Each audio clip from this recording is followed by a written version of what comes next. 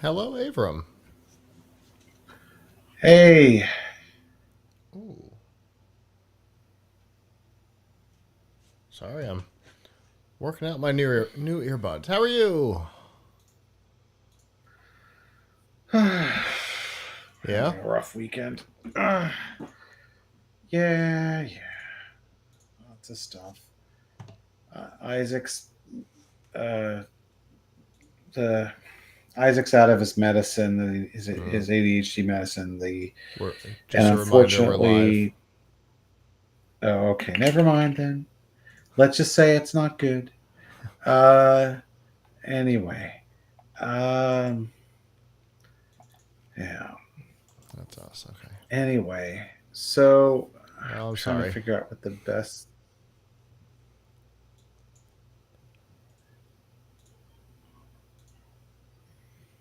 All right. Good news. We have room to record the show. All right. All right. Um, so,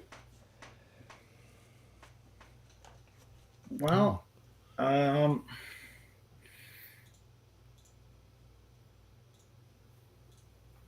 I guess one thing I could talk about.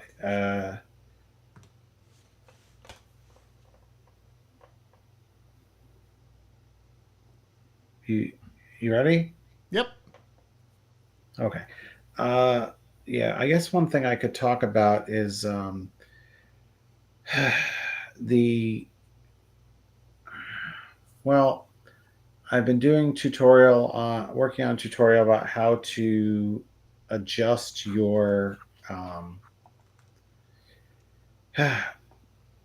we t- did we talk about the one about searching your site Searching your site? from the address bar? No. Okay, Well, so there's that, and then I've been working on something on how to actually uh, edit your context menu in Windows. Um, oh. your right click menu in Windows to have on it um, whatever you want. Hmm. So uh, That sounds nice. although I'm still all right. So we can from talk a about that. Although from from a personal standpoint, that sounds nice. there's a little bit more that I want to add to it, but we'll talk about it. And I have a VM set up here too with Windows 11 on it to actually um, show how it works. So Cool. yeah, I could do that. Let's do that. Okay. Yeah, if you're good with that, I'm good with that. Because Yeah, there's a particular tool that I would like to have more regularly available. cool. All right. Did we see everything else? Pretty much. Let's see. Okay.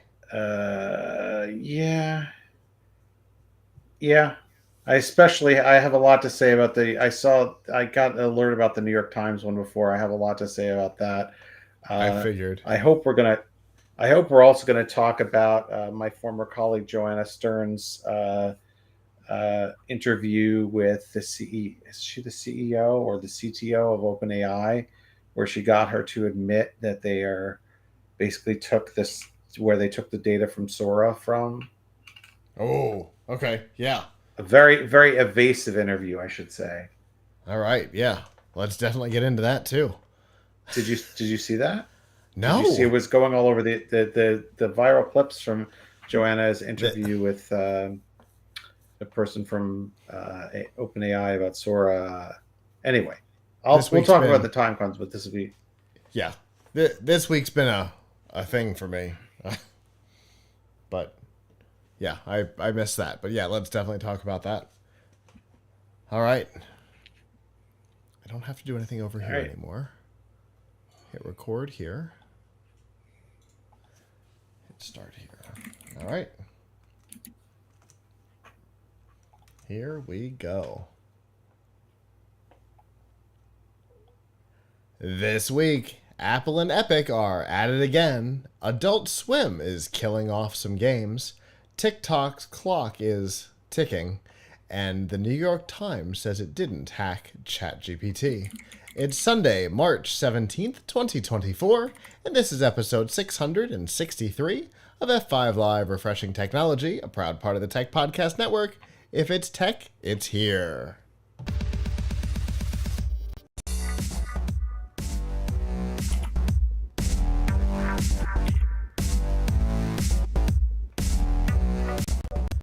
Wherever you are and however you're accessing our show, whether it be on social media, Facebook, X, or Instagram, through our live streaming services, Twitch, Kick, Rumble, or YouTube, where you can join the community, get ad-free episodes of F5 Live and Piltch Point, plus a lot of content as it's made available for editing, or on our website, PLUGHITZlive.com. Thank you for making us a part of your day.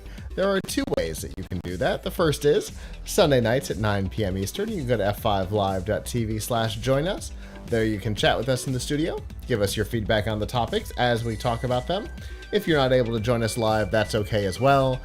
PLUGHITZlive.com/subscribe. There you'll see all of our shows, including F5 Live, Piltch Point, PLUGHITZ Live Presents, and a whole lot more. And of course, you'll find all the ways to watch, listen, and follow along. I want to start out by apologizing for having no show last week. I actually was moderating a panel at a conference last week and was on the road during our show. So that didn't quite work out. And there are some, I'll just say there are some changes going on around here. That's as detailed as I'm ready to get right now. You know, we like to be pretty transparent around here. Once all of the details of it are in place, we'll be able to get into more details. But there are some changes going on around here, some personnel changes, and so it left me without the ability to do the show remotely. So it's fine. It's fine. We're back, and it's good to see you, Avram. Oh, great to see you. I missed having our show last week, and then we didn't have it the week before. Was last week the Oscars? Or was it the week before? No, yeah, it was.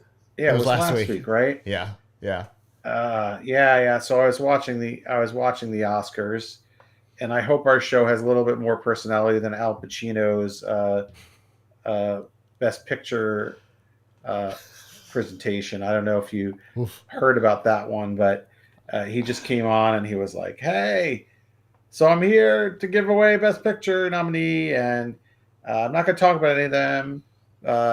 Then he opens like, "Well, but I'll just find out. I'll just open this envelope." And he's like, "And to my eye, it looks like Oppenheimer won." And then it's so like a lot of people are like, "Are you joking here? Or is this an actual thing? Are you going to like actually talk about the nominees like everybody else does?" No, I didn't do it. So anyway, so I hope we make it more exciting than that, but less exciting than some prior Oscars with the slaps. You know, it's a great middle ground to be in. Yes. So that's the that's the story. But the Oscars. Anyway, yeah, I was like, as I got to the hotel, the Oscars were ending. I think I turned it on. It was like the last 2 minutes. I'm like, yes, that's the perfect amount of Oscars to watch. Done. And that was it. Yeah, well, I'm not. I don't know. I've never been able to bring myself to care about celebrities giving other celebrities awards for being. That's fair. That's fair. I mean, to be honest, like my wife likes to watch it. I'm not as and so whatever, I get into watching it. But to be fair, like, it's very rarely a movie that I really like. that wins anything or is nominated. Right? It's very, very, very rare. I think the last year being an exception because I liked Everything Everywhere All at Once, but usually it's like, oh, come on. Why are they going to apologize yet for not giving awards to other movies that I thought were cool, like Face Off? Like, no, they're not going to apologize. They're just going to keep giving it to movies that are like boring and whatever. So yeah, I could do that. Yeah, that's kind of I'm like, I don't care. I do want, real quick, the conference I was at, I just want to publicly thank Hitachi and Pentaho for having me out. It was a ton of fun. We got to do some cool stuff. I might do a video on the experience and put it out on social media or something. But it was a lot of fun. Expect more between PLUGHITZ Live and Hitachi / Pentaho in the future, because great people, great connection, lots of fun. And yes, if you're wondering, Hitachi, yes, the company that makes trains and televisions and all that. They also have a data analysis product, actually several. So anyway, that was my past week. Almost entirely my past week was being at this conference during the day and then working at night and then not sleeping ever. So if my eyes glaze over a little bit, it might be that. It might also be that I've got new in-ear monitors tonight, and I'm still trying to get the room tone figured out in them. They're not quite right. So if I look weird, it's probably because I'm hearing things differently in my head. Anyway, anything exciting for you this week other than the Oscars, Avram? Well, I mean, I don't know. Did a lot of work on programming some things for work. Obviously was very interested in some of the things that have been going on in the AI world, and some of the what we probably didn't talk about, because this happened in between our last few shows, some of the kind of public complaints that have been made about the Bing image generator. Did that happen since our last show? I think it did. That was kind of interesting. I've been kind of following up, doing some testing to kind of see, what other things I could what things I could find. But there was somebody who actually wrote to the FTC about some of the things that actually it's not called Bing image generator anymore. It's called Copilot Designer now. Something like that. There was some really juicy stuff coming out about that. So I don't know. This past week kind of flew by, and the week before spent some time investigating that and finding that there's even more bad stuff that the image designer creates. Which should be a shock to no one. So I don't know. Time flew by. Yeah, so some of that stuff was being posted. If you guys have been around a while, you probably know Christopher Jordan. He does CES with us, and I've been on his show a couple times.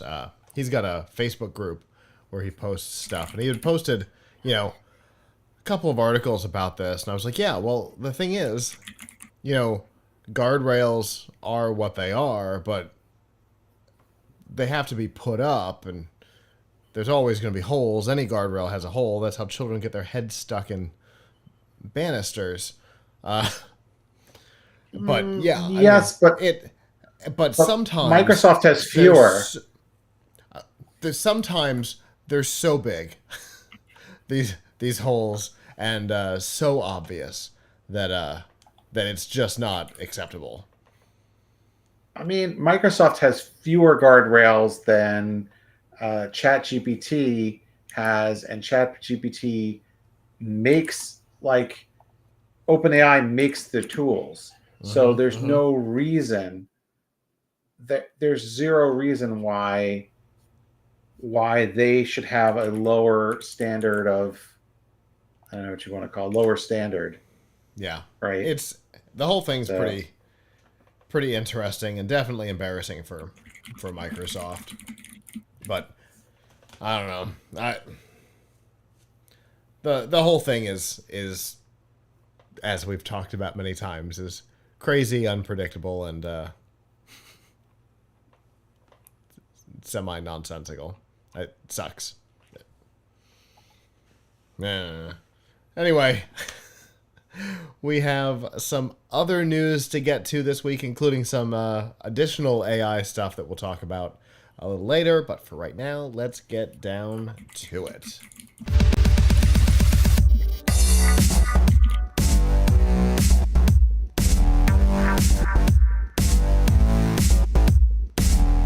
This week's Nifty Gifties on F5 Live Refreshing Technology is proudly powered by the Microsoft Store. Whether you're looking for a new laptop, tablet, Xbox, games, or a whole lot more, you can get them at the Microsoft Store. Remember, current students, faculty, parents, and active military can save up to 10% off almost everything. To browse the products and learn more about the discounts, you can go to f5live.tv/Microsoft.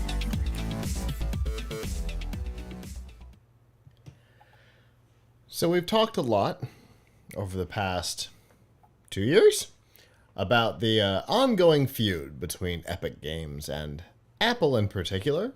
There has been a fight between Epic and Google as well, but the real front line of this this fight has been with Apple. The fight has been over, in particular, Apple's overall walled garden. Avram and I have expressed our opinions on walled gardens, and Epic Games has as well. They feel that the way they are treated, particularly by Apple, is unfair, that they are using their position in the market to bully publishers, developers, and everybody else into doing things that are patently against their best interests. In particular, the 30% commission on in-app purchases that is required to be given to Apple, even though most developers don't want to use Apple's technology in the first place.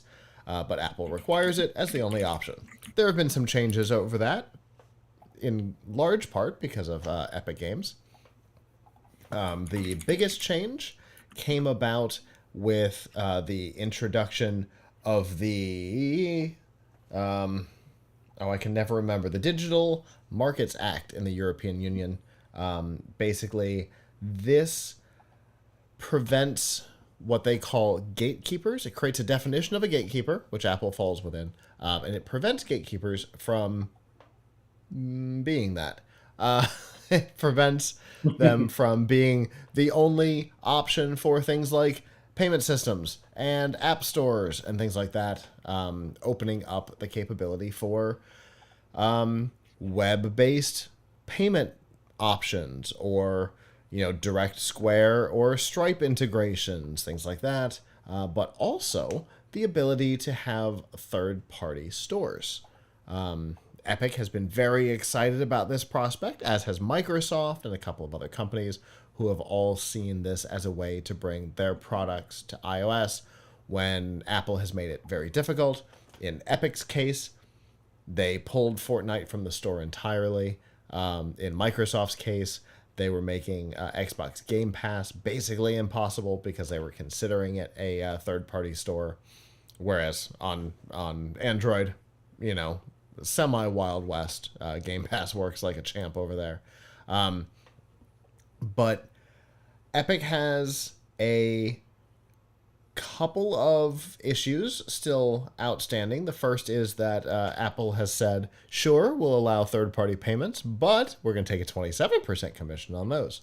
Epic doesn't think that's going to work very well and is fighting that. But what happened this week was even more interesting. As the DMA went into effect, they actually, Apple went so far as to terminate Epic Games' Swedish division's developer account for about 24 hours and sent them some reasoning, which was possibly a little more forthright than they meant to be. They definitely disclosed some stuff. They openly said that it was punitive, and that they were, quote, verifiably untrustworthy. It's an interesting accusation against a developer account that had existed for less than 30 days, if I remember correctly, that they were verifiably untrustworthy. But obviously there was some backlash. Epic put out a statement. The upper management all put out public statements, and Apple backed down on this in, I think, less than 24 hours. I think it was about 22 hours. The account was reinstated. But, I mean, there's a couple of things here, Avram. First, the timing was very odd. Just as the law goes into effect, they decide to kind of violate it, and then they also admitted that they were doing it for punitive reasons. All of that seems like a bad look to me. Yeah. I mean, not a great look for Apple. What else is new? They're not happy, and I mean, particularly in this fight. Yeah, well, this is a company that's gone against them. Don't go against. You never go against the family. Although I think that's not really fair to say, since I wouldn't say that Microsoft was Apple was the family for Epic Games, but nevertheless, they're not. Apple's not happy. They're not happy to have to do this. Period. And this is the company that's making them do it. So yeah, I can see the issue here. Yeah, it's definitely strange. The whole thing came off odd to me. But again, the timing on it. As the DMA goes into effect, they're like, "Hey, no. We're going to terminate your account that has a developer account that has published nothing from a division that has published nothing, who has the stated intent in an email included in the blog post that we have linked on the website, that just says our intent is to, under the DMA, publish an Epic Games iOS store. That's the only intention of this developer account. Now, untrustworthy. Whoop, we're exercising our right to kick you out. Uh-oh. I suspect that the only reason they returned the account is because of public backlash and fear of further EU interference. That's my current suspicion. Yep. Yep. I mean, look, Apple doesn't have to care what people think about what they're doing here, though. I have to say, because who's gonna stop them, really? The EU. I mean, but that takes. Yes, it's not a fast-moving ship. It takes a lot to turn a cruise ship, right? So the EU, it's not like they're going to step on it immediately, but they do. The EU does seem to harbor particular feelings about Apple. Yeah. They're not, they're not,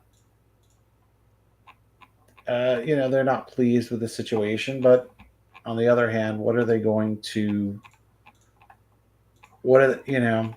they can regulate them, but they can't make them be nice. True. You can't make them do it. They could fine them for violation to the DMA. Yeah, they could do that. Definitely interesting as this Digital Marketplace Act goes into effect. Kind of specifically targeting Apple. A little bit Google, but not really. Mostly targeting Apple.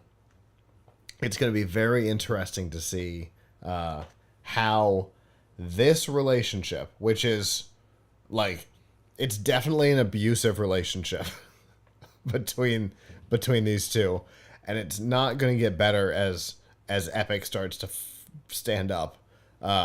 It's definitely going to be interesting to see how how all of this progresses between Epic and Apple over, let's say, the next 6 months, particularly if Epic Games Sweden does get an app store onto iOS without having their account terminated again.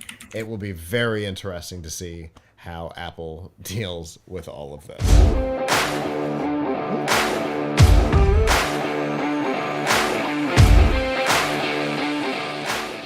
This week's Piltch Point with Avram Piltch is proudly powered by PureVPN. The best way to protect your privacy online is with PureVPN. You can hide your online activities, say goodbye to regional restrictions, and improve your streaming quality. Plus, it's available for almost all of your devices. You can get a special price and a 31-day money-back guarantee right now by going to piltchpoint.live/PureVPN.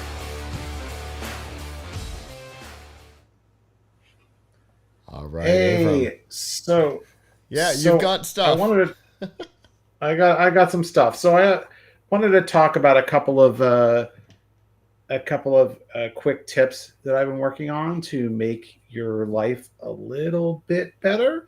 So one thing I'm doing a story on is the right-click menu in Windows 11. Actually, this Windows 10 you can also make similar changes.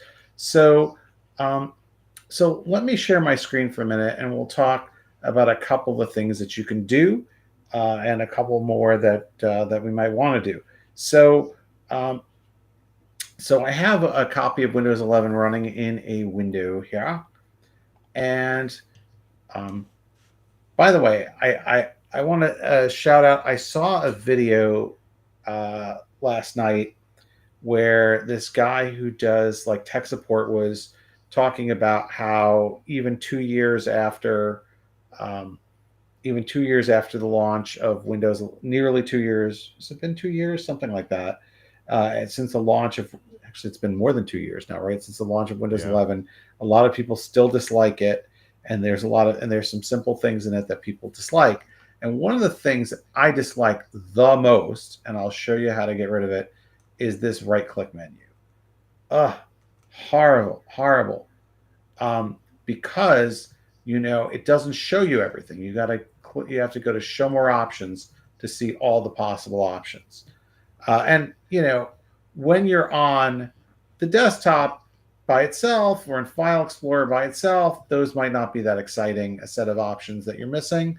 But the more complex the thing that you're trying to do, the more stuff you're missing out on. So, for example, if you look here, this default set does not show me the scan with Microsoft Defender, for example,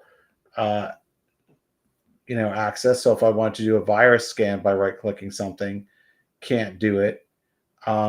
So there's a lot of stuff that's missing, and that is super annoying. Fortunately, there is a fix. So let's talk about the fix, which I already have one article up on, and I'm going to have another that includes it and the other information I'm going to share today. But let's talk about specifically. So first thing is, obviously, you're going to launch your registry editor. If you have, I'll take a step back. If you have never done this before, the registry editor is that part of Windows that allows you to get special access to secret settings. So you launch it by searching for regedit, launching it. It's going to say, do you want to do this? Yes, you want to do it. Then you get here, by the way, is it super blurry for you? Can you actually make out the text, Scott? It's a little blurry. Let me see if I can zoom in from here.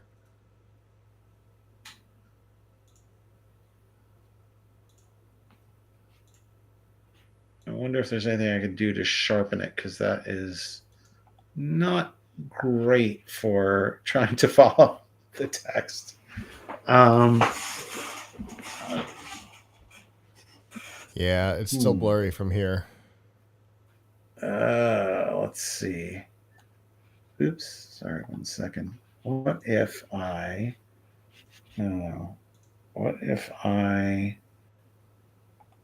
back there? What if I I wonder if I drop the resolution on that monitor, That'll probably if help. that would help. So hold on a second. I'm going to drop it. See if that helps at all. Oh, let's see. No sharper. Yeah, significantly sharper. Yeah, that'll work. What if I go to set? That's 1080. What if I go to 720? You think 720 will be even better? Yeah, It maybe. doesn't have to be. Yeah. Let's give it a quick shot.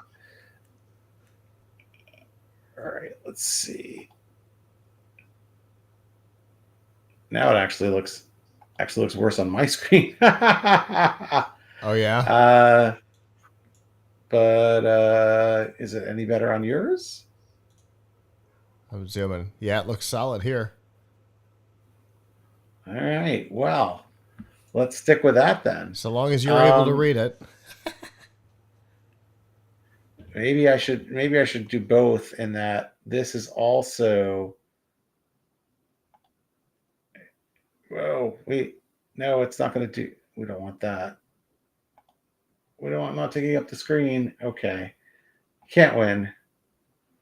All right. Well, I'm sorry, folks. We'll do the best we can. So, anyway, let's talk about what you need to change in the registry editor. So, in the registry editor, what you need to change is you need to go to first the registry editor to, and I suggest people read the article for this because it's going to be hard to write down. HKey current user /software /classes /CLSID. Then, if it does not exist, which on mine it already does, you need to go to this other key under it, which is braces 86, begins with braces 86CA. Hard to show. So we're in there, and then so we've created this, and then underneath it you create another registry key. Keys are like folders in the registry.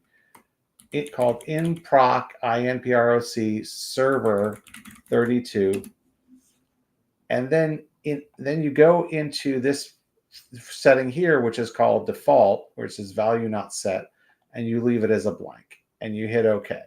See, now it's blank. Then you close registry editor, and what you can do is you don't actually even have to reboot, but you do have to sign out and sign back in.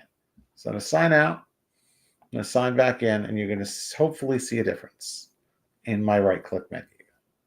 Let's see.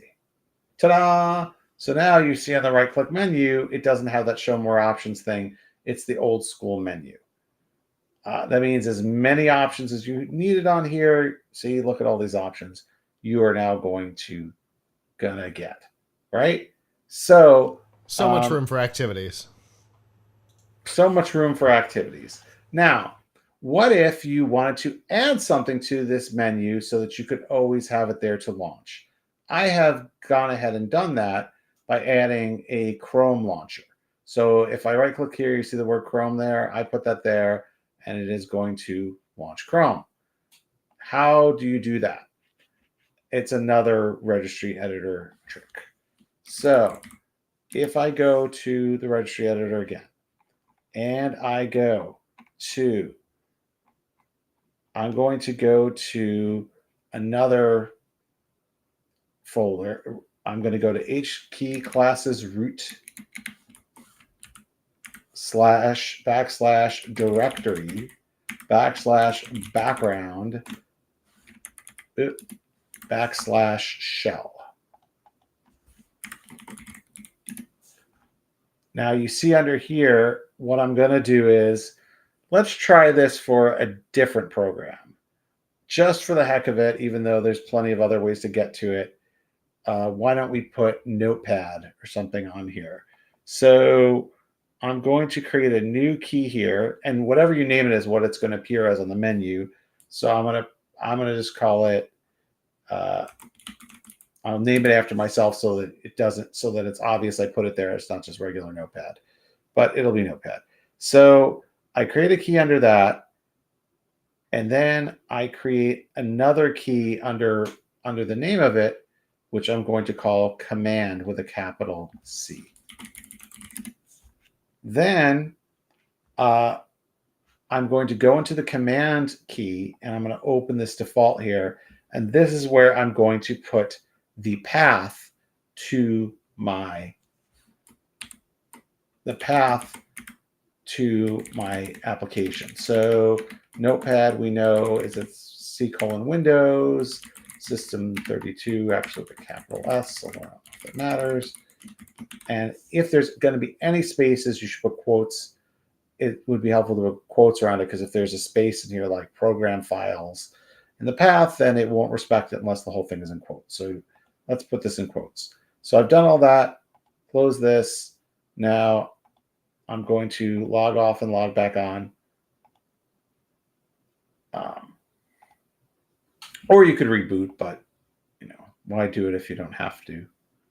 And it'll be there next time you boot. So now you see here it says Avram.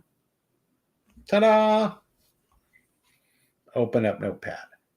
Now you also should be able to fix it so that it will open something when you click on it. So here, it's not, well, this is the generic menu, right? But you could also go through and start editing for particular file types, what appears in the context menu for those. So here you see Chrome is not on the list when I right-click on a text file. But on the other hand, why would you want it to be there since you're right-clicking on a text file, right? Those are also available in Regedit. So what you can do is you can go to something like, you can go to HKey classes root. Then you can look through this giant list here of file extensions, and you can see how you might modify one of those. So here's TXT. This is actually just telling it to open with different product IDs. And here's a whole bunch of other programs that you can work with. I'm still working on the article to sort of show how you could do some of these more advanced things. But what I've just shown you now is how you can get the full menu, and then you can add whatever shortcuts you want here. So on your right click, you can launch something that you launch a favorite app. Of course, there's other ways to launch a favorite app with keyboard shortcuts. For those who don't know, if you have an app that you like and it's on your desktop or in your start menu, you can right click on the icon, select properties, and then you can go here to shortcut key, and then you can make it Control Alt something, right? So Control Alt C, I could set to be Chrome, hit OK, give it my permission. And now when I hit Control Alt C on my keyboard, it's no matter where I am, I'm going to get Chrome. So that's like a couple of different ways of getting shortcuts to add programs. I'm going to actually get a little bit more into my article how you might edit this, a little bit more detail about how you might edit the specific right-click menus for particular file types like TXT. But anyway, what do you think? Is that information you would find useful? Yeah, for sure. Especially when we get down into the more file type specific stuff. But I love the idea of being able to get something into my right click. In particular, I'd love to be able to not have to go to the taskbar to open the what's it called? Task Manager. Little things like that. Oh, Task Manager? Is there not a shortcut? Isn't that like Control Escape or something? Is it? No. That just opens the start menu must for me. No, that's the start menu. There has to be one for Task Manager. If there's not, easy enough to create such a thing. What you have to know, though, everyone, is you have to know the path right? So what is the path to the task manager? We can actually find this out a little bit. So if you go to the command prompt, I believe that if you type where, Control now, Shift Escape, just oh, as a note. oh, okay. So now is it task man or task manager? I think it's for the actual executable. Yeah. If you type where and what it is, I'm sure. So, for example, with Notepad, if you do where Notepad, it's actually going to show you the locations of it so you can find them. But the more foolproof way is to kind of go through either your start menu and sort of try to find where, some things on your start menu will actually have an open this folder. Otherwise, if it's a program that's installed in your program files folder, you could kind of just there's not actually is there really Internet Explorer on here? That's not really Internet Explorer, is it? It's just launching Edge and when you hit Internet Explorer, right? Yeah. I'm sorry, I was distracted by the fact that there's an iExplore folder.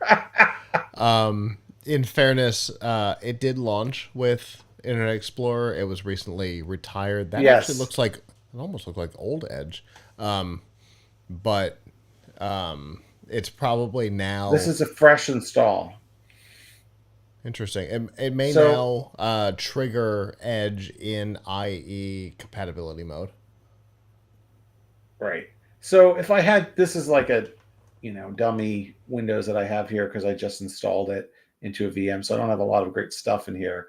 But let's say this was real, since it actually does launch something.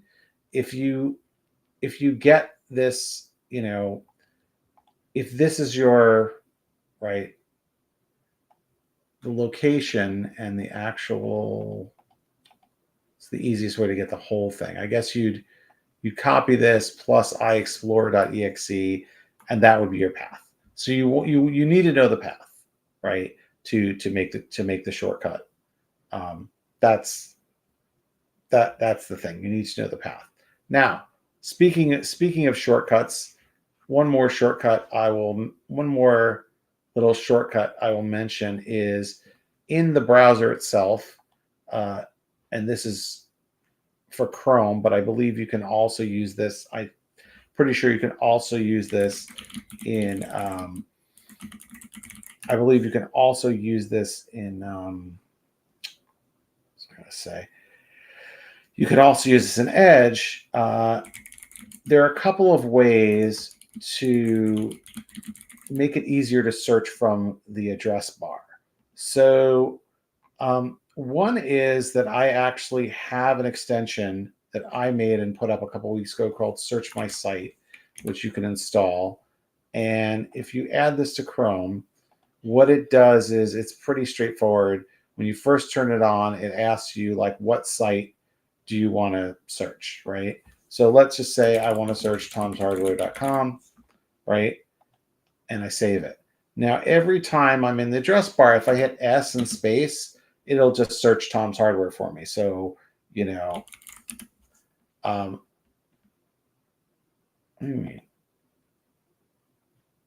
okay, why am I not seeing anything on here? Oh, because I mistyped Tom's Hardware. That's why. So if you type the name of your site correctly, when you put it in, all it really does is it adds site : to the end of it, but you can do more advanced things with Search My Site if you want to. In the options, you could go in here and you could exclude a domain, right? So let's say, for example, in our case, we want Tom's Hardware, but we don't want the forums, which are forums.tomshardware.com. So now we'll make sure that doesn't show up. What if we only want stuff that has /news in the URL? We could have that. What if we only want articles that the page has been updated in the last 30 days or 24 hours? That's also an option.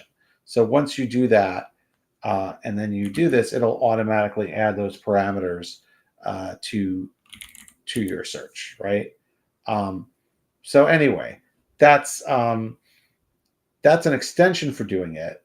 But let's say you don't like my extension and you want to use a different key other than S. Well, there's another way to do that. You can create a custom search engine. So you can go to Chrome, settings, search engines. You can go here and you can do add under site search. You give your search engine a name.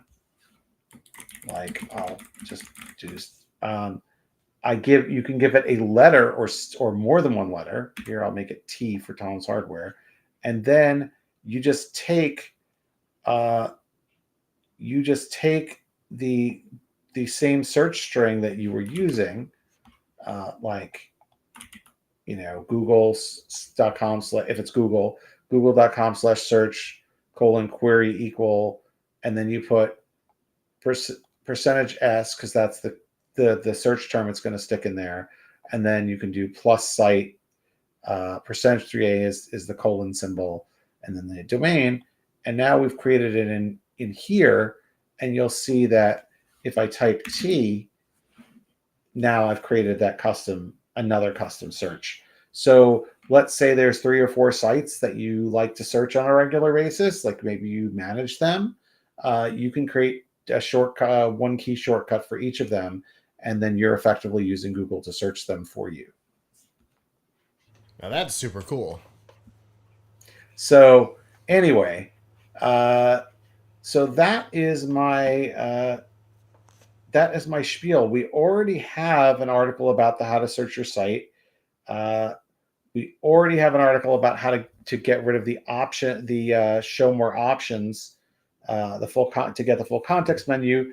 But early this week we'll have another article about kind of supercharging your context menu to get more to get options under particular particular file types, or under all file types. So check it out. It'll be on tomshardware.com. That was fascinating, the search stuff, I gotta tell you. I'm definitely going to be playing around with that. So couple quick. Task MGR is Task MGR. Task Manager. It's in System 32 as well, just as a note. And apparently it has a capital T for some reason, but Windows is not case sensitive. Yeah, who knows? I mean, I'm really big on, in case you haven't noticed, or any of our regular watchers and listeners haven't noticed, I'm really big on do whatever you possibly can to save a keystroke. So, yes, do you need to have something in your right-click menu? No. You could just get it some other way. Do you need to have a quick key to search a particular site? You don't need it, but like I find, I don't know about you, but any site that I work for, whether it's Tom's Hardware now or other sites I worked for in the past with a different CMS, with WordPress, whatever, the internal site search is usually terrible. Mm-hmm. It's usually bad, right? And I don't want to have to go all the way to that site, go to tomshardware.com, click in the search box and search.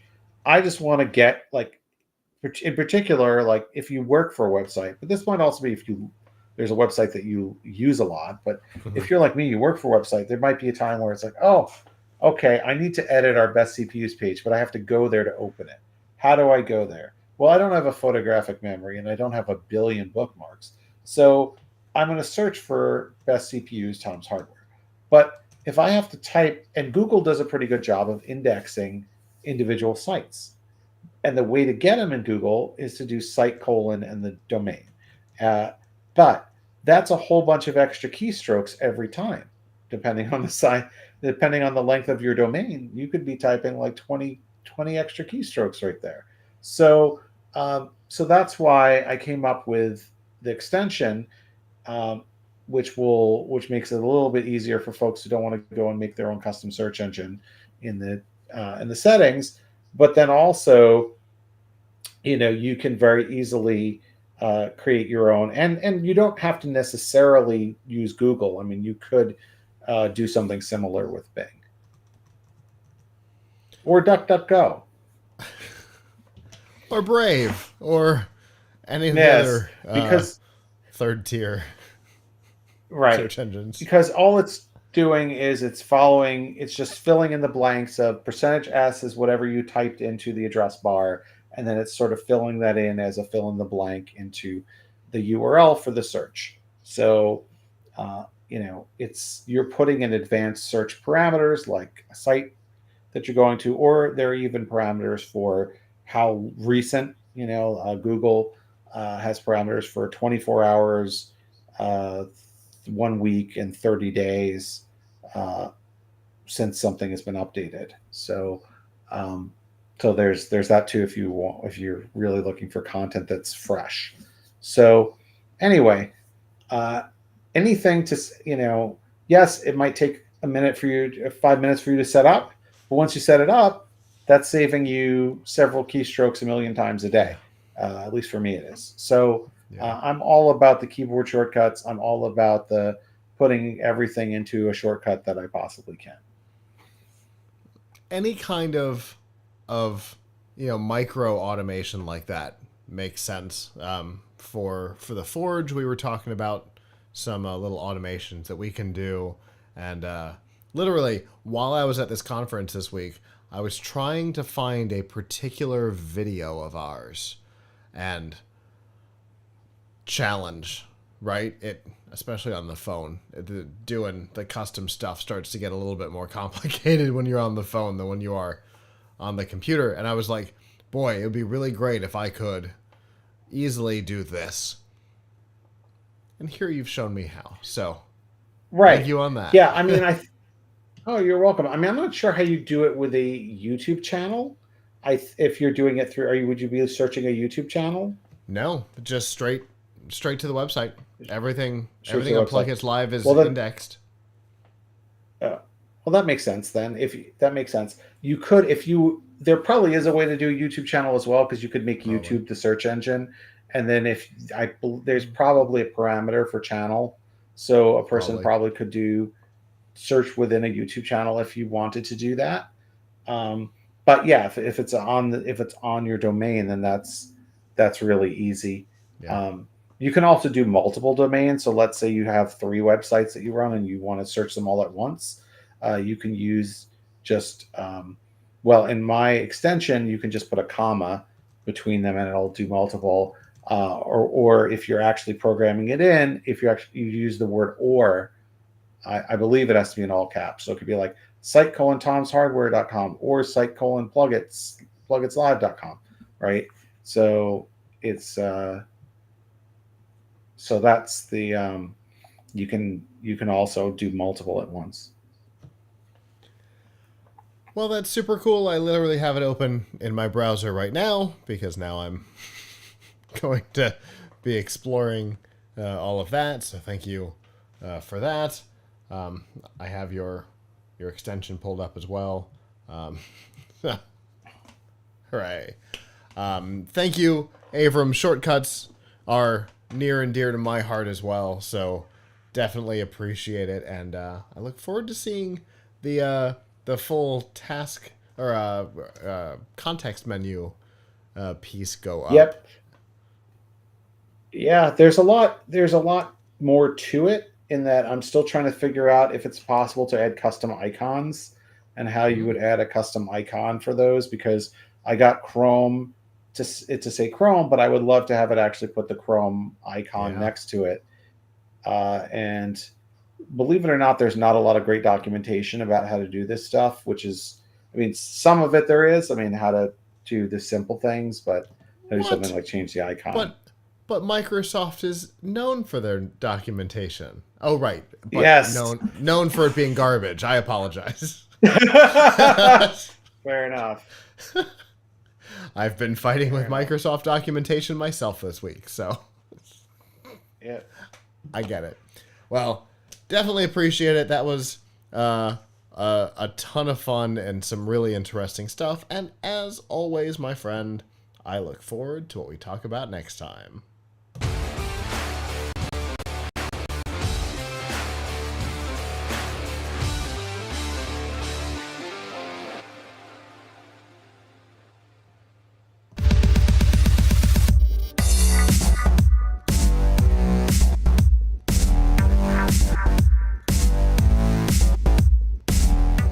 This week's Extra Life on F5 Live Refreshing Technology is proudly powered by EXA. EXA brings the latest technology to gamers, offering the most immersive products for the ultimate gaming experience. They've compiled the best elements of cutting-edge ENC tech, the latest in Bluetooth 5.0 and 7.1 surround, plus extra features into their headsets so everyone can enjoy a sensational gaming experience. And they've got headsets for Xbox, PlayStation, Switch, and PC. Plus, they won't break the bank. Learn more about the headsets that are available and any current promotions by going to f5live.tv/exa. Well, in recent weeks, a number of developers have received notifications from Adult Swim Games, which is part of Warner Brothers Discovery, letting them know that their games are being discontinued. They're being delisted from digital marketplaces. Variety of games, some of them branded, some of them not.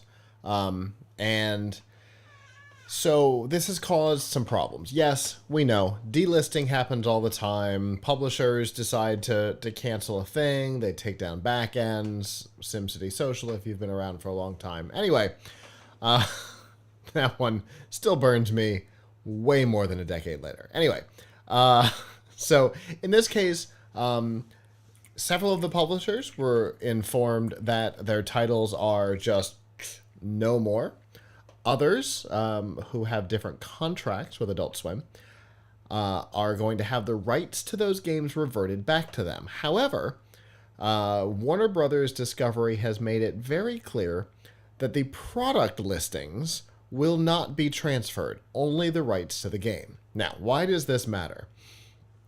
It matters because, in at least one case, the game has been out and in the wild on Steam for more than a decade, and that means more than a decade of photos, screenshots, in-game videos, community conversation, ratings, download statistics, gameplay statistics. All of that is about to be lost forever because Warner does not want to transfer the listing, which, by the way, is 3 clicks to go from one owner to another.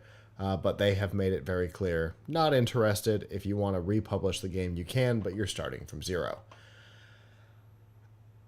It definitely brings up some things we've talked about a lot in the past, and that is some of the trouble with modern gaming, particularly digital distribution. One of the game developers, whose name is currently escaping me, Matt Cain, who developed Fist Puncher, who has over 10 years of online listing history for this game. He basically came out and said, buy physical games. They can't do this to you on physical games. But yeah, this is the balancing act.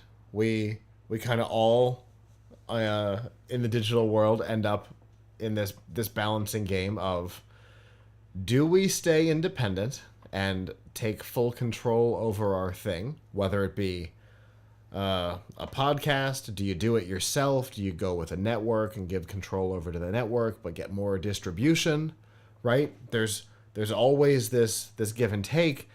You give some control up to get better distribution. Sometimes it doesn't always work that way. Obviously, if you have the resources of Warner Brothers and Discovery behind you, your resources are going to be, your distribution capabilities are going to be higher. It's like signing with EA or Activision to publish an indie game, or Epic Games or something like that. Yes, you get your game out there, more people see it, but you lose control. And in this case, some teams are losing the game entirely, and then some of them, like Fist Puncher, is losing more than a decade of community engagement because of the details of their contract. It's a difficult place to be in, Avram. It sure is. I mean, it's unfortunately people don't really see the value in archival data. Um, Yeah. we see this all the time in the publishing industry as well. Um, we see, like, I'm proud to say that at this moment you can still go on Tom's Hardware and you can find articles from 1996, when this first version, Tom's Hardware blog or whatever it was called back then, launched. Um, but the um, but a lot of our competitors in this space have decided that articles above a certain age are going to erase, because who we don't want to have to serve that to people anymore, right? So now, this is not to change the topic. I'm just saying, like, unfortunately, something like 10 years of community is not something that bean counters value, Mm-hmm. right? They If they think that there's any kind of a cost associated with maintaining something that of maintains a history, they're gonna dump it, right? Mm-hmm. um, Now, it's weird even in the case of some, of like publishers doing it, because, like, if those pages still get page views, then they're still showing ads on them and they're still making money.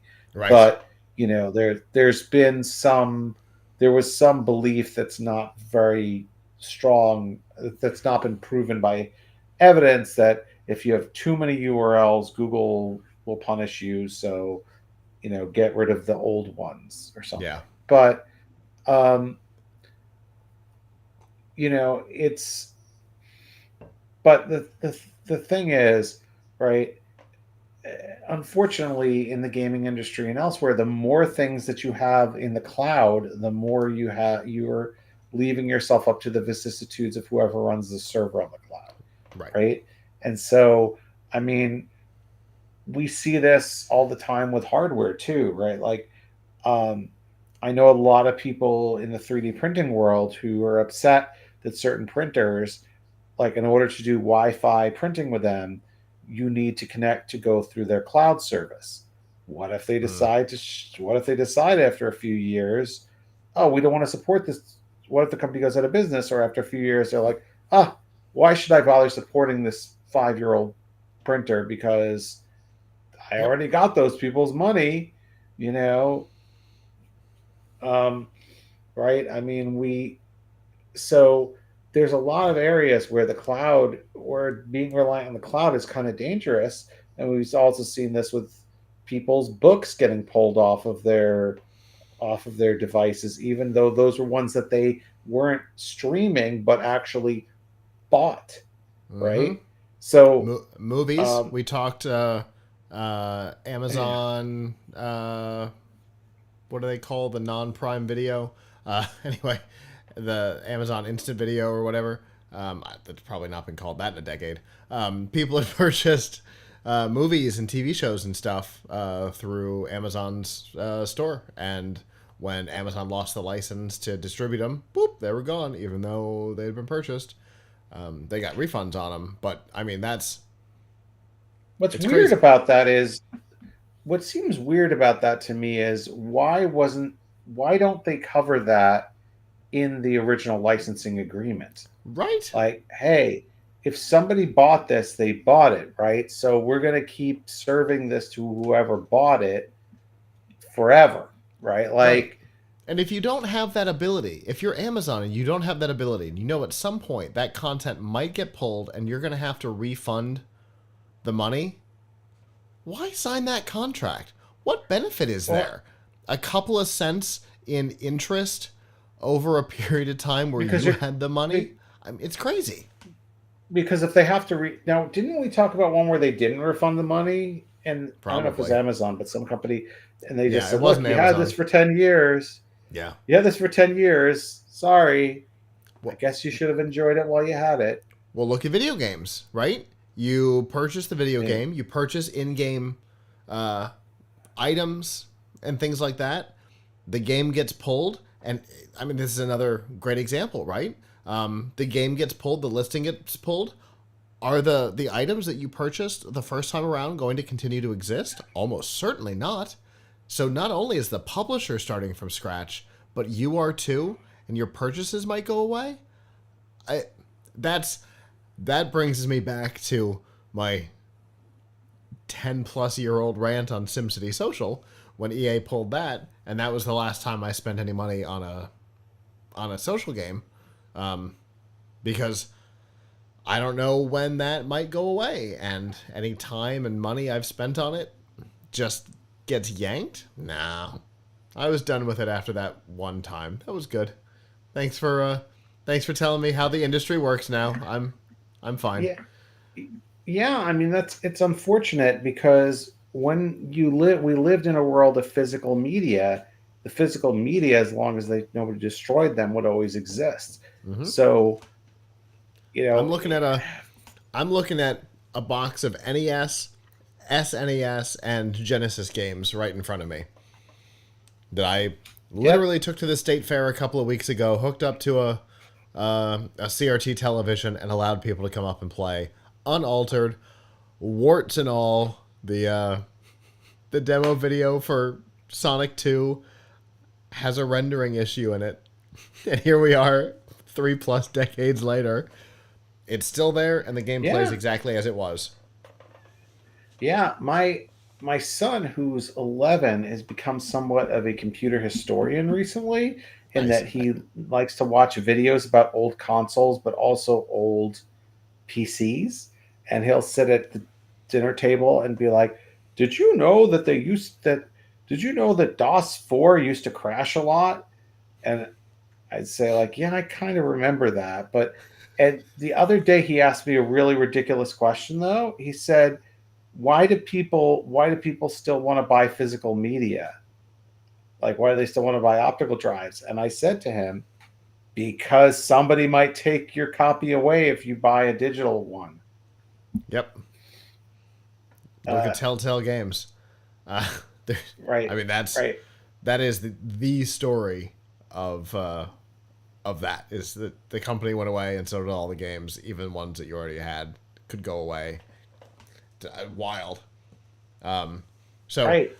so we had a comment on our last Extra Life segment, where we talked about the layoffs, and I thought it was interesting because it continues to be relevant today on this story.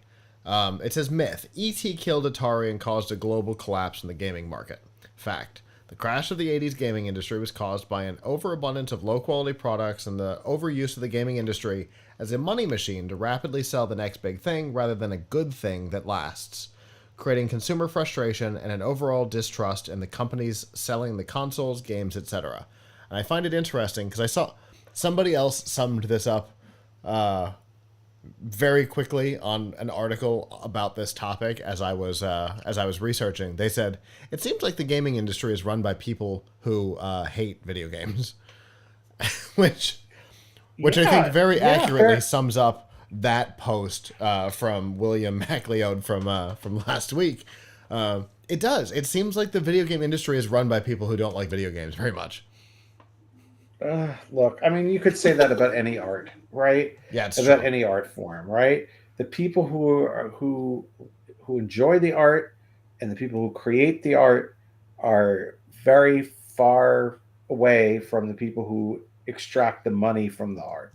And the people who extract the money are all about extracting as much money as possible, and they're usually not thinking ahead very, very far, right? Oh, Right. let's flood the market with product. I mean, we're sort of seeing that with superhero movies now, right? Like, Yeah. it was good, people liked it, and now they flooded the market with products, some of which was not good. But the fact that there was so much not good, anything that was okay is also getting tarred with the same brush, Mm-hmm. right? Like, and so it starts to hurt the industry, Yeah. right? So yeah, I would not be surprised if the boom that we're seeing now in AI is ripe for a similar correction, where you're seeing AI everything now. Yeah. And if they're not already, I do think that people are going to start to say, like, wow, there's a lot of low quality stuff in here, low quality uses. I guess this thing is bogus. It's just like crypto and blockchain. The crypto bros destroyed blockchain because they didn't care about blockchain. They were something else. And, oh, no, you need to include blockchain. And, you know, I reference this from time to time. We were at Collision that year, and everybody's like, oh, and we have a coin. Oh, of course you do. Why? Explain it. Oh, well, what? What do you mean explain it? Why do you have a coin? Don't worry about it. Like, that was basically the answer. Don't worry about it. And I just did this data conference this week, right? And you go talk to these data analyst companies. There's so many similar companies on the show floor. And you talk to some of them, and you're like, but why? And they're like, don't worry about it. Yeah, this feels familiar. Well, I mean, there's a lot of stuff also that is said to be AI and is not really AI, right? It's like self-healing algorithms at best, and in most cases, it's Right. predetermined algorithms just making predetermined determinations. It's like, okay, Right. Like I should just start that's not calling AI. I should just start calling anything that I program AI, because then people would actually think it was something. There you The go. Speaking of crypto, my 5-year-old got a toy set that had, like, I think it had like toy food and a little toy money, and she Uh-oh. pulls out of the toy set this coin, and it was really heavy, and I look at it, and it was an Ethereum coin. How did that end up in a children's toy set of like stuff with play money or whatever? And Ethereum, and like, it's about the size of, I don't know, like a little bit bigger than a quarter, I'm gonna say. Like a silver Um, dollar? yeah, like the size of about a silver dollar, maybe a Okay. little bit bigger, golden, and it's kind of heavy. Like, it wasn't cheap plastic; it was actually like metal Ethereum coin that came in her toys. The Was it irony of all supposed that, of to? course, is that, well, why not? I mean, there's no value to an actual Ethereum coin, right? Fair Because enough. it's all digital. So what's the point of a coin? In fairness, our currency is mostly the same. It's all just based on the trust that it actually exists. Right, but you couldn't go, if you give me a silver dollar, I can go to the corner store and spend it. Yeah. And if you give me an Ethereum coin or anything else coin, like, what am I going to do? Yeah. They don't accept that. It's not tender. Not Right. forget legal tender. It's not tender. Period. Right. Right. Yeah, So, it's like going to the corner store and trying to hand him a stock certificate for a share of Apple. What? but this Don't is, worry about it. I don't think anyone actually issues Ethereum, Mm-hmm. right? So, uh, Ethereum currency. So that's just weird anyway. Yeah. Well, back back to what's going on with Warner. This this has been a long running industry issue, and as you know, Matthew kind of accidentally pointed out, not knowing what this week's topic was going to be. Um, it's kind of an issue that exists across the industry, and as we were saying, across more than one industry. A lot of the tech industry right now seems to be run by people who don't necessarily care about the particular thing, and that always causes problems. But it also usually ends up with an overcorrection on the other end, and out of the 80s gaming crash came the 90s boom.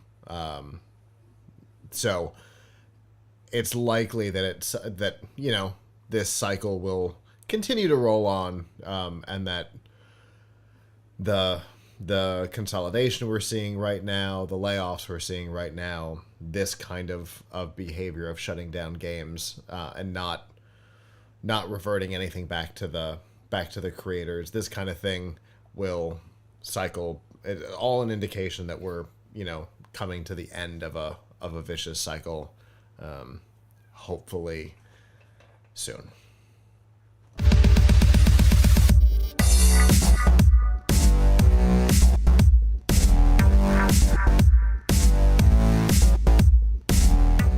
This week's news from the tubes on F5 Live Refreshing Technology is proudly powered by Malwarebytes. Whether you use a PC, a Mac, or a mobile device, Malwarebytes Premium is the company's strongest protection ever. It fights threats that traditional antivirus software can't stop, plus it actively blocks threats like worms, rogues, dialers, trojans, spyware, and a whole lot more. It allows you to use your computer and mobile devices with confidence and peace of mind. To learn more and to get a special price, you can go to f5live.tv/malwarebytes. I feel a little bit like we're time traveling a couple of years tonight, because this week a bill passed in the U.S. House of Representatives setting up the possibility to ban TikTok. Now, if you're keeping track, we've been here before. There was an executive order written 4-ish years ago that set up the possibility of TikTok being banned. There was a lot of backlash from really both sides of the political spectrum. In this case, there's a little less backlash. There is some disagreement kind of on the outsides. Rand Paul on one side and AOC on the other, both voting against it. But following a security briefing to the I think the House Oversight Committee, maybe, or the House Foreign Affairs Committee, this bill was drafted, pitched, and voted upon, and it wasn't close. There were only like 54 or 56 people who voted against it. One person voted present. Whatever. And so it passed pretty widely with support kind of everywhere. So what does this mean? Well, there's a couple more steps. The Senate has to also pass it, which it looks like is going to be a little tighter. And then the president has to sign it. If all that happens, then a 60-day timer will be put in place for ByteDance, the parent company of TikTok, to divest their ownership stake in TikTok and get out of the business, or have a full-on ban in the United States. The current logic is that obviously something in that security briefing changed some minds, because some people who were against this before, after that briefing, came to the other side of the argument, which is really interesting. That information will almost never be publicly available for us to know what it was all about, but it is an interesting move because it's very similar to what we saw 4 years ago with, ByteDance. Sell your shares or we're going to ban the platform.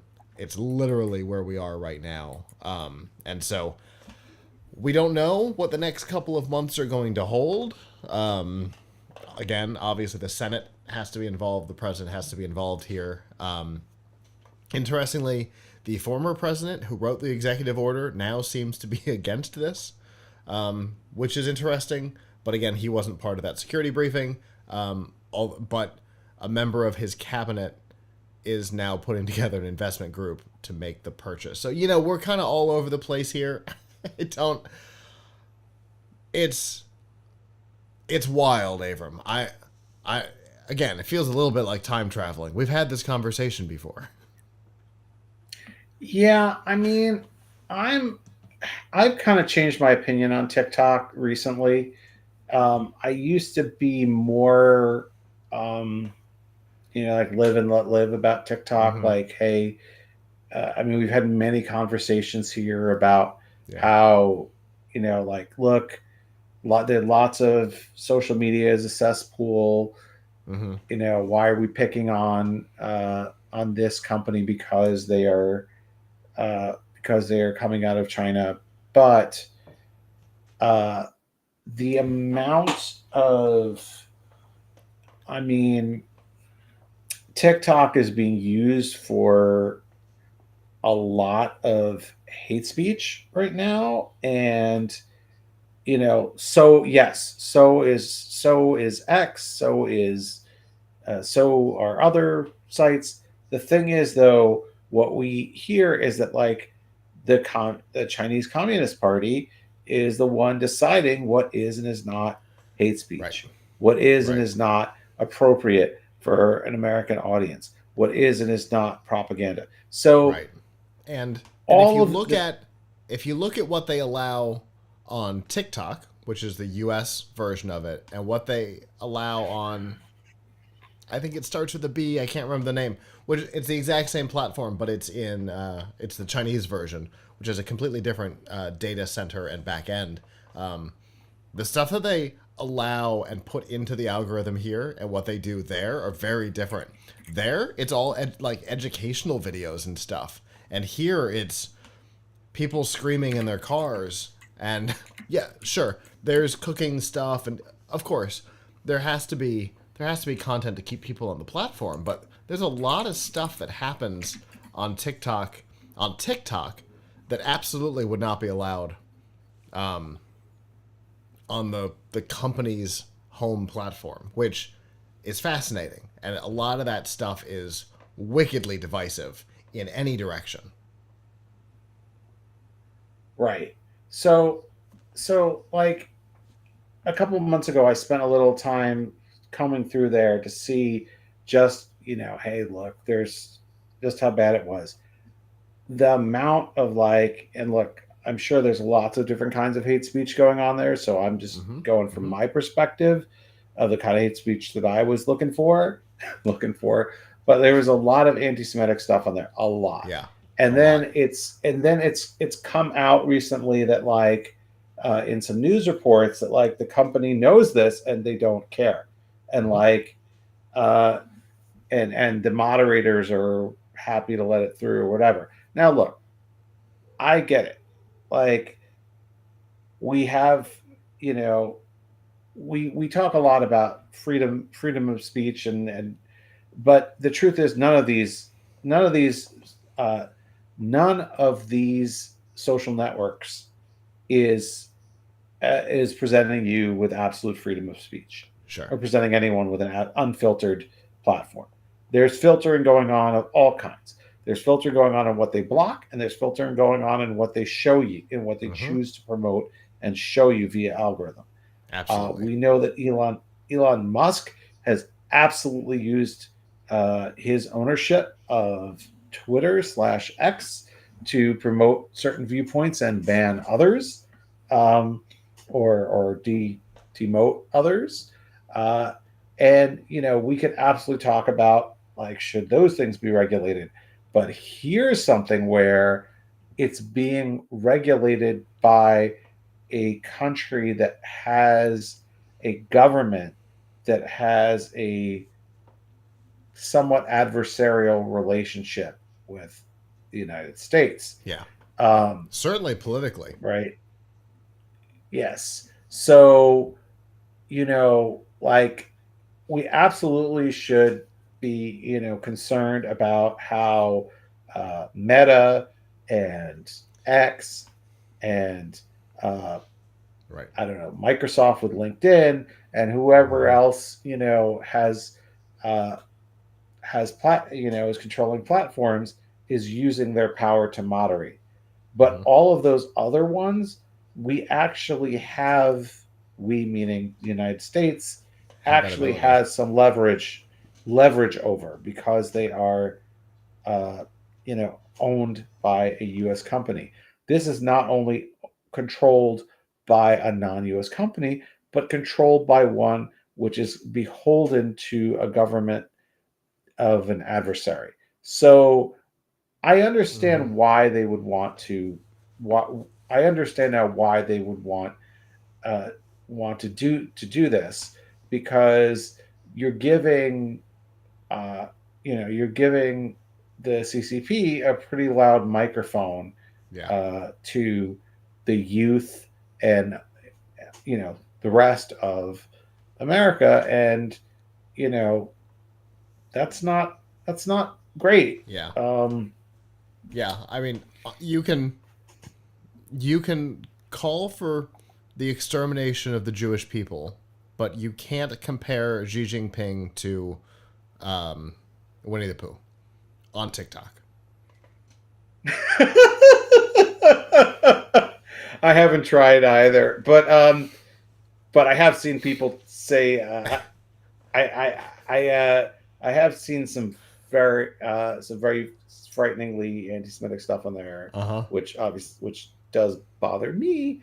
Of Um, course. but should bother everybody, right? Indeed. I'll just say I'm not directly affected by any of those calls, and it bothers me greatly.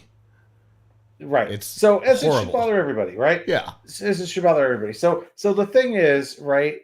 Uh, my feeling about it is just like, I think now I was also reading something where they were saying, well, this is a great way for people to have, to spread, you know, antidotes to propaganda and stuff like that, to spread the right information or whatever. But the problem is, you still have this company controlling the algorithm and controlling the moderation, and Right. so And if they don't these want are those like these are if they don't want those yeah antidotes out there, they won't get out. And that's yeah and that's that's the problem. yeah Yeah. exactly. So yeah, I'm kind of feeling like maybe this is a good thing that it gets banned. I mean, obviously, this there will be some young folks who are like, oh, this is not cool. These old people don't understand or whatever. I mean, I don't Instagram think it. Instagram Reels, Yeah. Facebook Reels, uh, YouTube Shorts, they're all exactly the same thing, and they all fall into the purview Right. of the United States. That's Right. my thing. They're like, oh, but First Amendment. Nope. I just named 3 direct competitors that are all U.S. based and are actually fall under the First Also, Amendment, which TikTok technically does not. So, nope, that argument doesn't work with me.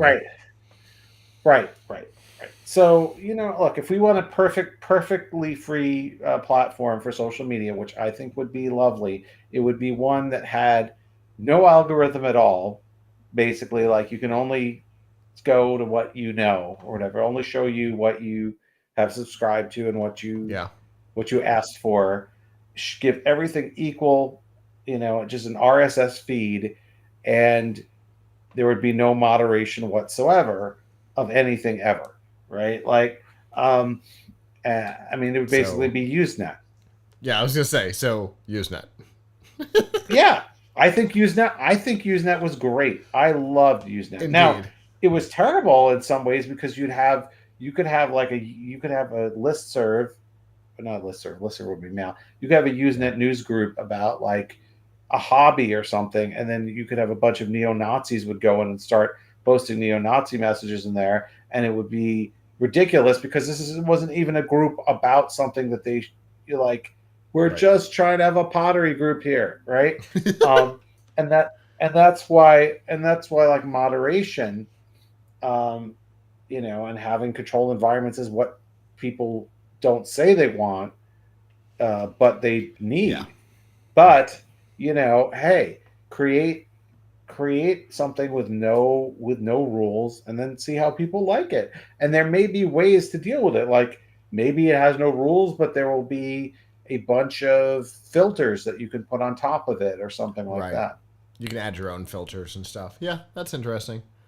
Well, I've never been quiet about my opinions on TikTok. I literally pay a company to make sure that I don't appear in videos on TikTok. It's a US based company. Um, so I don't. PLUGHITZ Live does not have a TikTok account. It never has. We've got a Snapchat, which is a platform I don't understand, but we've had to count. The person that runs that doesn't anymore, so I don't think we've posted anything there in a while. But, you know, I don't have to understand a platform to support it, but in this particular case, I do understand it, and that's why I don't support it. So I'm good with this. I was good with it 4 years ago. And obviously some additional information came to light, or this wouldn't have happened so quickly, and big name politicians wouldn't have changed their positions so drastically, so quickly over about a 2-week period. So we'll never probably know what that is. It could be in preparation of something with Taiwan. It could be something else. There's no telling. But I'm whatever. Either way, whether it becomes a U.S. or Western-based company, because I don't think it has to. I don't think it has to be owned by a U.S. company. I think it has to be owned by a U.S. in the U.S. or a U.S. ally, technically. So it could be, you know, the U.K. or France or Israel or something like that. But that's fine. If it were to disappear tomorrow, I wouldn't cry or care. I don't. Yeah. I also don't get reels or shorts, although we're filming some right now because I know there's desire for it, but I don't get it. Again, I don't have to get it to participate or to whatever. I agree with you. There's lots of concerns there. Yep.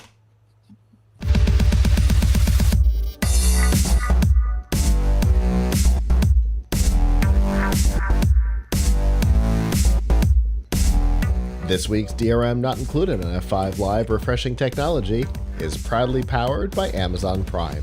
We all know that you get free shipping on millions of products with Amazon Prime, but you get a whole lot more.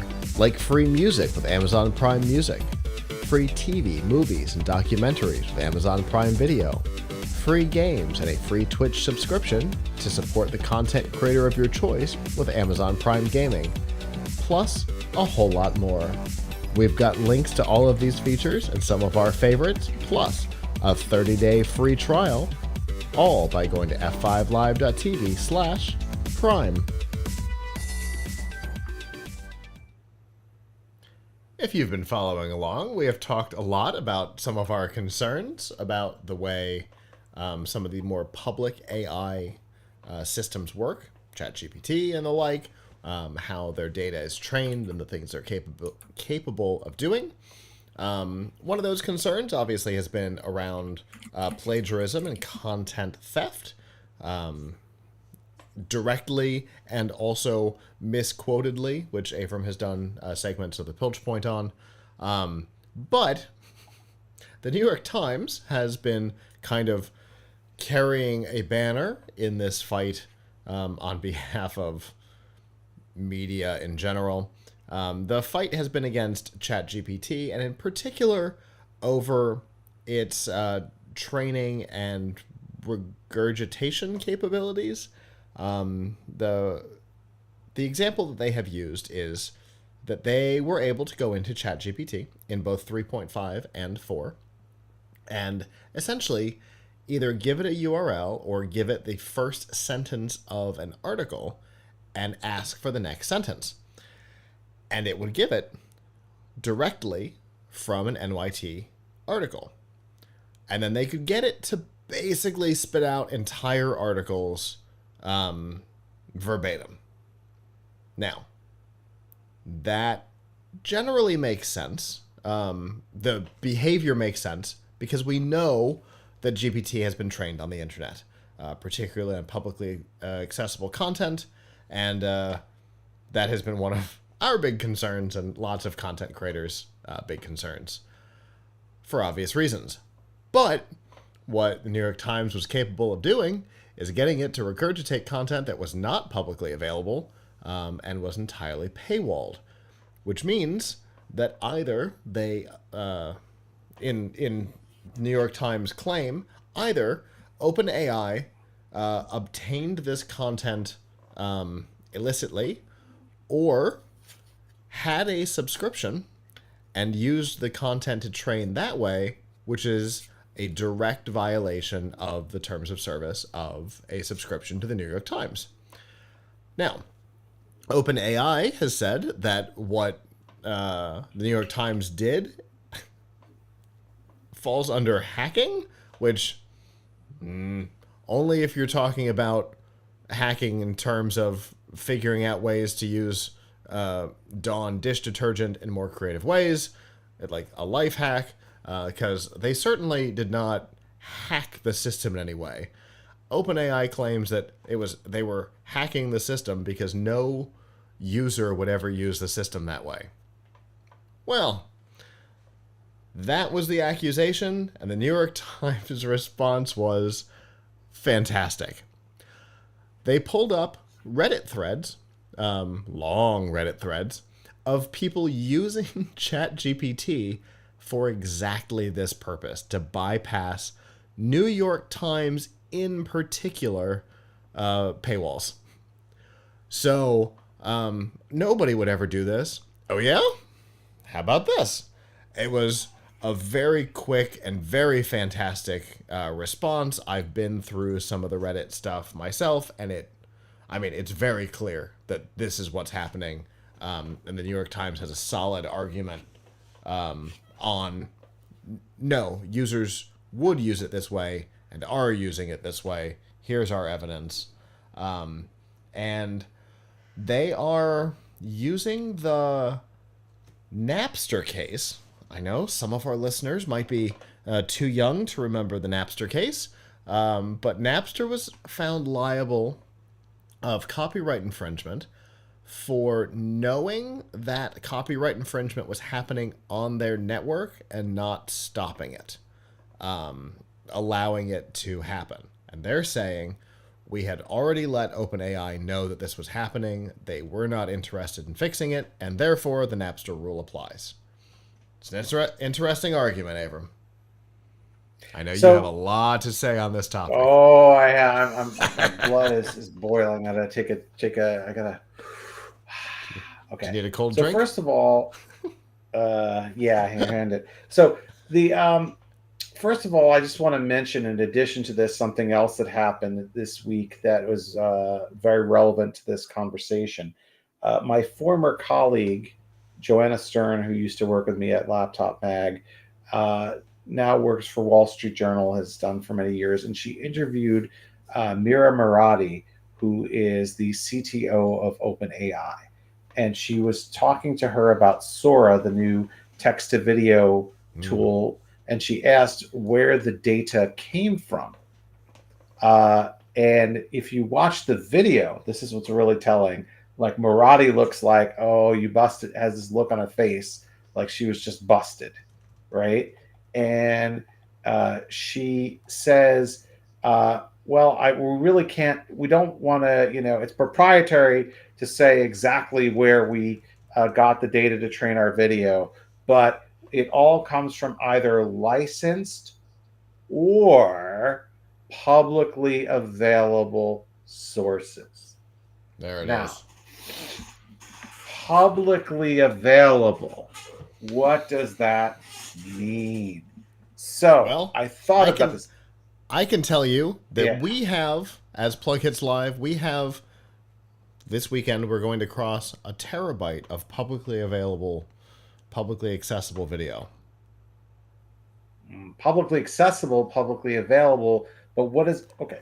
So, right. What does that mean? What does that mean? See, here's something that occurred to me, right?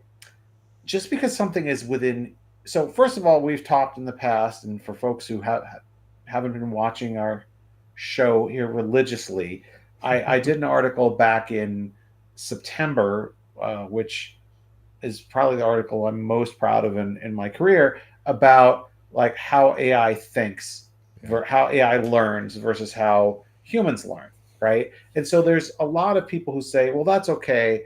Like, the AI is not copying something, it's learning. And, if you read the New York Times, you too would be allowed to learn from it. I honestly think that it's not even a question of whether or not people are using OpenAI to bypass the paywall.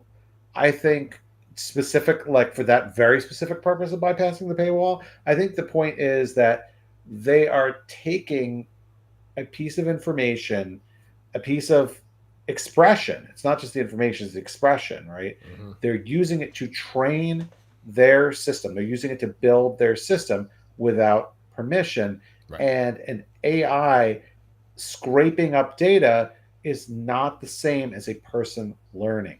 It's not the same process. So it doesn't deserve the same rights. A human being and a computer with unlimited storage and no creative mind do not have the same rights to learn. And no one has also established anything about a piece of software having rights. My Mm-hmm. tape recorder doesn't have the human right to record a concert and play it back verbatim. So True. the so there's this take that OpenAI has, and I'm sure the other AI vendors have also, that if something is within view, that is, it's publicly available, like someone could find it on the internet, and Mm-hmm. without paying extra or without read it. Therefore, their AI read it, view it, listen to it, whatever, imbibe it in some way, that they're entitled to that data. But I don't think that that is how intellectual property works, right? Just because you can see something doesn't mean you have unlimited right to do with it what you wish, Right. right? Um, I can see I can I can see your lawn gnomes on your lawn, but I can't run onto your lawn and grab them and steal them. Right. Nor can I So, you know, and you certainly can't yeah, go onto my lawn to steal them to go cast them so that you can replicate them. right, right, and that's effectively what they are doing, and um, keep in mind that so it's interesting that you mentioned the paywall, right? And you mentioned that scraping the data from the paywall would violate a terms of service, but I bet you that most websites have a terms of service, whether they have a paywall or not. Mm-hmm. Mm-hmm. And OpenAI is certainly not following anybody's terms of service. Right. I guarantee you that their bot does not go and look for a toss on every website that they're sucking in to see whether they're allowed to do that. Right. And the paywall. So to me, whether they paid for a subscription, first of all, the New York Times gives you, I think, a certain amount of free articles per month. Mm-hmm. There's lots of ways of getting around the paywall. There's a site called 12foot, 12FT, that lets you get around pretty much, I think, any paywall, not just the New York Times, by doing JavaScript disabling or something like that. So that a bot could get around the paywall is no surprise. That's not Fort Knox, right? So they didn't need to affirmatively agree to a subscription account or whatever to sign up. I don't know if there's something that you have to agree to when you sign up for a subscription on New York Times that says I won't use this for a bot. I think they've already put that in the terms of service for the whole New York Times, whether you subscribe to it or not, right? Mm-hmm. But the thing is, these bots don't not these bots, these companies and the bots that they deployed to do this web scraping are not respecting any terms of service anywhere for anything. So if we take them at their word, then only might makes right when it comes to intellectual property. So what about software licenses? What they're claiming is that all software licenses are now null and void. Mm-hmm. Because if I can copy the software, then I'm entitled to use it, right? Right. Because that's what they're saying. I mean, I don't know about you, but I've used a whole bunch of pieces of software that say something like, this is free for non-commercial use. Right. Or, so is that license legal or not? Because if they say that something like, there's lots of pieces of software out there that you can download them and they say that they're free for non-commercial use and you can keep using them, and maybe they'll pop up once in a while and say, you should pay for this, but you can keep using them. Now, I as an individual, sorry, right? Yes, WinZip. WinZip is a good example of that, right? But there's other things like my personal favorite screenshot program, PickPick, right? I love this program, right? It says that it's free for non, or at least it used to say that it was free for non-commercial, for individual use or non-commercial use or something like that, and or non-professional use or something. And I'm using it for work, so I paid for it. Yeah. But like, did I have no legal obligation to pay for it? Now, could they Right. catch me, or are they gonna get me? Did they have the means to enforce that against me? Probably not. But if I was a large corporation and you found out that I was downloading PickPick and installing it on 500 computers for professional use, then they might have a case against me for violating their TOS. So if we take OpenAI at their word now, that anything publicly available is anything that's not locked behind security, right? Uh, is free to use in whatever way you wish, then all software licenses, unless there's a form of software copy protection, Mm-hmm.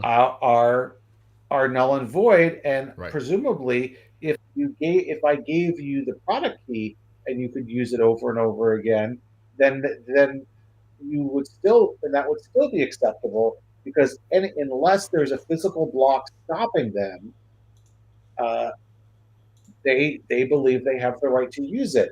Yeah. So I ask everybody who's in the software business, including OpenAI, since they are in the software business, would you like software license? Would you like licenses to be null and void? Right. Because what you're saying is, if I can physically get around what you're doing, then I'm allowed to do it. Right. Which obviously is crazy. Right. I mean, that Right.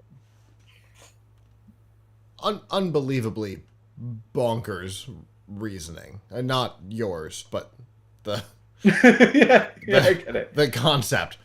The concept is bonkers. And we're looking at some cases that are going to surround this in the software world right now. In particular gaming, Pal World, there's no way Nintendo doesn't take them to court, or I guess the Pokemon company, which is 50% owned by Nintendo. There's no way Nintendo doesn't take them to court over Pal World, which is essentially Pokemon made by AI. Right. Right. So we're seeing this same argument made from content owners, and we'll see more of it across the board. It's interesting because it's similar to Sarah Silverman's case against OpenAI, right? Did you go buy the book and then like scan it, or did you steal the book? Either way, you're not allowed to do what you did. Right? Right. Well, the other thing that is going on here also, talking about publicly available, is they're not. I believe so. I think the belief is that the Sarah Silverman book, which, by the way, the court that was assigned that has not been very receptive to anything, because they're saying, well, you have to prove that the whole book was taken or something like they really, the judge who they got is not does not understand. But the New York Times, I think, has a better shot, because they're Yeah. a much more powerful company and they have a lot more instances to show, and they're not going to give up so easily. Yeah. I'm sure they And then- have. I mean, this is an existential threat to a fairly large business. Yeah. But and they have the resources to be able to do the research, because it's the New York Times. They literally have investigators. I mean, it's not.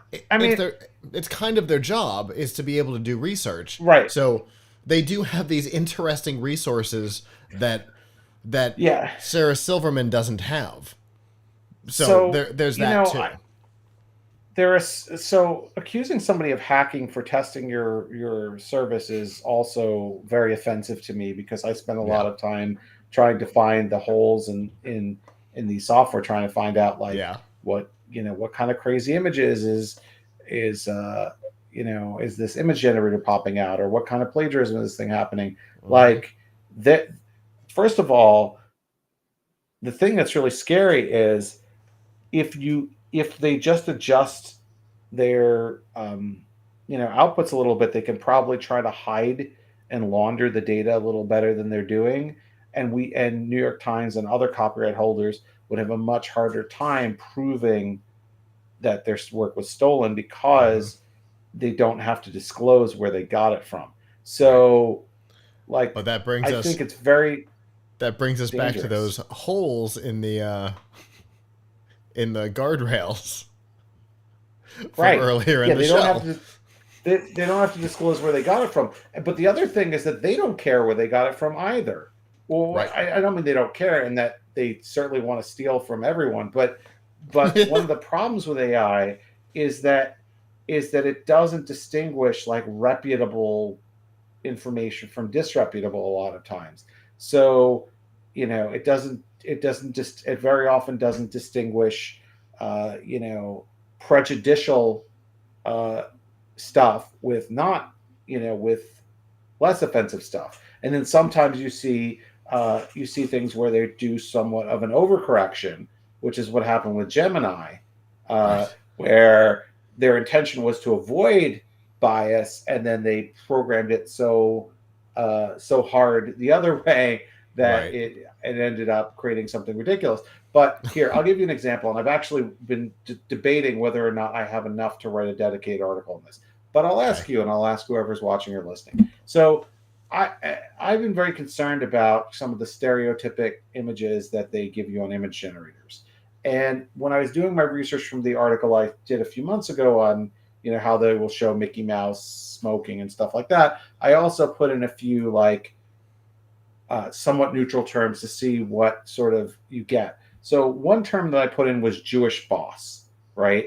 And funny, on like DAL-E, and you actually might be surprised. So on Okay. DAL-E, OpenAI, on Mid Journey, on Stable Diffusion XL, I actually didn't get anything that interesting. What I mean by that Okay. interesting is I didn't get anything that Uh huh. was offensive. Some of them No, just gave you a nothing. regular boss, Nothing from a and Borat some of them film is gave what you're you saying. yes, yes. Yeah. Some of them gave you a regular boss, and some of them gave you a boss who was, you know, I wouldn't call this great, but it was sort of stereotypical Orthodox Jewish white man, Okay. so who was sitting at a boss desk, but was wearing, a black hat and coat and whatever. Yeah. But, um, but, It but leaned in. It leaned Bing, in hard to a particular adjective. I got it. yes, but Bing, now Oh. known, which uses a version of DALL-E, Mm-hmm. which is, I guess now it's called Copilot Designer, but it was this, will occasionally give you some really crazy stuff. Yeah. So I got one for Jewish Boss where the guy looks like a demon. He has pointy ears, and he has a banana, like a monkey on his shoulder, and a banana. I got other ones where the Jewish boss has like a whole bunch of money that he's throwing up in the air or whatever, or like holding on to coins. Um, I got, um, you know, the term Jewish lender. I So also some got something like that. some really Borat-y things. Yes, yes, Like exactly, exactly. If you on a want to call it, scale of normal to Borat, this sounds like yeah, Bing these went were full like, Borat. yeah, Bing went full Yeah. Borat. Not on every. Some terms it blocked, and like about 50% of the time you get stuff Interesting. that was sort of like the other things, just guy in a black hat. But the but it did do this, and I actually sent some of my output to Microsoft, and I asked them for comment, and they didn't give me comment. But anyway, um, it's so I don't know. Like, it's not every term. There's like a few terms that I found that some terms it will block, but the few terms I found that do this occasionally are Jewish Jewish boss, Jewish lender, and occasionally Jewish banker. So now they're smart. Like if you try to do something where you think, hey, maybe this is going to evoke a stereotype, a lot of times it'll just block you. And if you do it 2 or 3 times in a row, it'll actually give you a punishment. Like I actually tried a few times to do a few things that I wouldn't even consider to be like really bad prompts, but it didn't like something in the prompt, right? And so, it would get it said like you're banned for an hour or something. I got banned for an hour one time. So anyway, I don't know if that's newsworthy or not because everyone I've showed it to is like, well, we're not surprised. And to be fair, it's not as widespread as I thought it might be. But thank goodness for that. The one thing that you can say is these things learn from everyone. And so if somebody is putting that negative information out there, it's going to inform how it learns. And that's going so the New York So the New York Times is like, so it's going to learn from the New York Times. That's actually a fairly reputable source. But the problem is it's, people certainly have opinions about it, but it's a fairly reputable news source.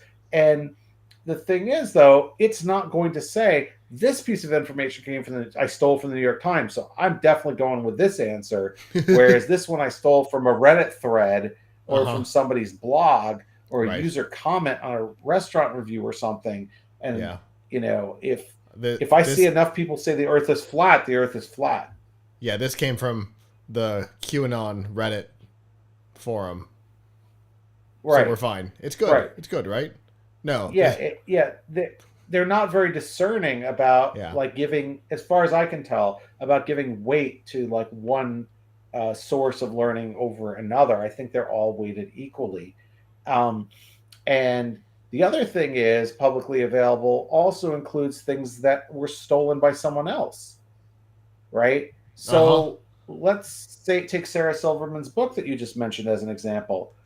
What if somebody else stole Sarah Silverman's book, right? Put up the entire text anywhere, it could be on a blog, it could be on a social media, whatever, and then they suck that in. So in a sense, anything is publicly available because if somebody else posts it and they stole it, it's almost like you have a thief stealing for you because it's like, oh, hey, I love to go to the pawn shop where all this stuff is. It's not my fault if the pawn shop is buying stolen goods, right? If it's being fenced, right? Like, seriously. So I didn't know that torrents might have stolen content. Right. Exactly. So they're sucking in everything. Let's not even assume that everything everything is behind a paywall because somebody may have posted it somewhere against the wishes of its creator, right? Yeah. Because there are whole sites dedicated to free ebooks that are just stolen content. Also, stuff goes up on YouTube. Like movies sometimes go up on YouTube as pirated until YouTube takes it down. But here's a critical difference this is so important. If you take nothing else away from this conversation, take this, please. If you issue a DMCA Digital Millennium Copyright Act takedown notice to YouTube because you find that your copyrighted movies on YouTube, they will take it down. But if you think that your movie has been used in the training data for Sora or some other thing, you cannot get it removed from the training corpus. They have they say, and I believe it, that under the current system, if they were to remove one piece of media from the corpus, they have to recompile the whole thing. I can see so there's no procedure to have copyrighted material removed from the training data. That's fascinating. Now, what they could do is try and put new guardrails on it to say, if you ask for a New York Times article, I'm not going to give it to you verbatim. Right. But what the New York Times cannot tell and the user cannot tell is how much of the information and expression from those copyrighted sources is still being used is still benefiting OpenAI. Well, I'm sure it all is. So they could try and launder it better and make it look less like we stole from you. But they would have to, and this is the thing, they don't want to do it. They would have to literally shut down and start over from scratch if they had to secure licenses for all of their stuff. Wow. It's all interesting, I guess, is the thing, right? From a legal standpoint, from a technological standpoint, this whole thing has been fascinating to follow, and we have direct interests in this area. You and I do, so obviously we're going to continue to follow it, continue to talk about it, because this is kind of the topic maybe of the decade, right? This is a big deal. It's a big change, and so far it feels like nobody quite knows how to deal with it. Well, that is our show. Thank you to those of you who joined us live. I want to apologize. Our chat screen went out about halfway into the show. No idea why. Get that fixed for next week. But thank you for joining us. If you didn't this week and would like to in the future, Sunday nights at 9 p.m. Eastern, you can go to f5live.tv/join us. There you'll see the chat, the live show. You can give us your feedback on the topics. So long as I can read them, we will incorporate them into the show. If you can't join us live, that is perfectly okay. You can always go to PLUGHITZlive.com/subscribe, and there you'll see all of our shows, F5 Live, Piltch Point, PLUGHITZ Live Presents, and a whole lot more, and all the ways that you can subscribe and listen and all that, social media, all those fun things. And again, there's still tons of content coming out all the time, so definitely check that out.